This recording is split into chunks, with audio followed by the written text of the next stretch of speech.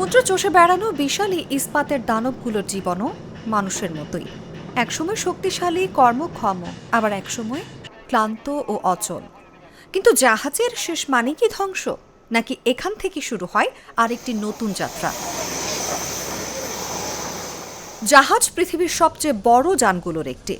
শত শত নাবিক হাজার হাজার টন মাল বহন করে বছর বছর সমুদ্র চষে বেড়ায় তারা। কিন্তু মানুষের মতো এদেরও একদিন বয়স বাড়ে, শক্তি কমে যায়, আর শেষ পর্যন্ত শেষ হয়ে আসে তাদের ব্যবহারযোগ্য জীবন।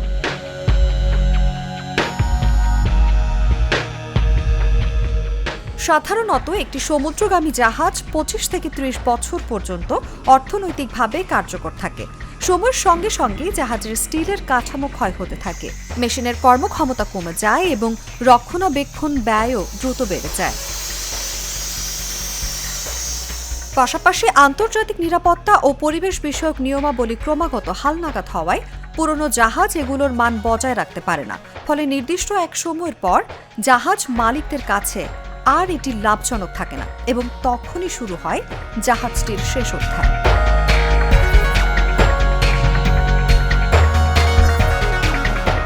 জাহাজের অপারেশন বন্ধ করেই সেটিকে সরাসরি স্ক্র্যাপে পাঠানো হয় না, আগে শুরু হয় কয়েকটি আনুষ্ঠানিক ধাপ: আন্তর্জাতিক সেফটি ও সার্ভে রিপোর্ট, পরিবেশ ও বর্জ্য তালিকা প্রস্তুত, বিক্রির জন্য মূল্য নির্ধারণ।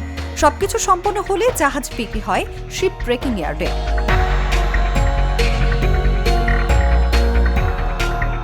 বাংলাদেশের পুরনো জাহাজগুলোর বড় একটি অংশের শেষ গন্তব্য হয় চট্টগ্রামের শিপ ব্রেকিং ইয়ার্ডগুলো। বিশ্বের অন্যতম বৃহৎ জাহাজ ভাঙা শিল্প এখানে গড়ে উঠেছে। সমুদ্র থেকে তীরে এনে ধাপে ধাপে জাহাজ কেটে ফেলা হয়। জ্বালানি, ঝুঁকিপূর্ণ রাসায়নিক অপসারণের পর পুরো কাঠামো ভেঙে পুনর্ব্যবহারযোগ্য অংশ আলাদা করা হয়।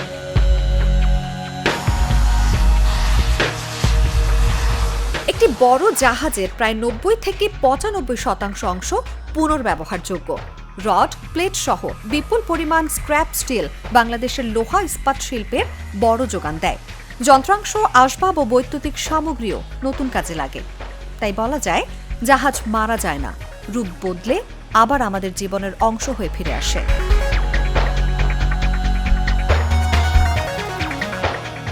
তবে এই শিল্পে রয়েছে পরিবেশ ও শ্রম নিরাপত্তার চ্যালেঞ্জ। অ্যাসবেস্টস, রাসায়নিক তেল, হেভি মেটাল যথাযথভাবে ব্যবস্থাপনা না হলে মারাত্মক ক্ষতির কারণ হতে পারে। তাই এখন আন্তর্জাতিকভাবে গ্রিন শিপ রিসাইক্লিং নীতিমালা অনুসরণে জোর দেওয়া হচ্ছে। বাংলাদেশেও যার প্রয়োগ ধীরে ধীরে বাড়ছে। জাহাজের আয়ু শেষ হওয়া মানেই তার যাত্রা রীতি নয়, বরং নতুন রূপে ফিরে আসার আরেকটি সুযোগ। এই শিল্প যেমন অর্থনীতিতে অবদান রাখছে, তেমনি দায়িত্বশীল ব্যবস্থাপনার মাধ্যমে ভবিষ্যতের শিল্পায়নেও গুরুত্বপূর্ণ ভূমিকা রাখতে পারে। নিউজ ডেস্ক, জাগো নিউজ।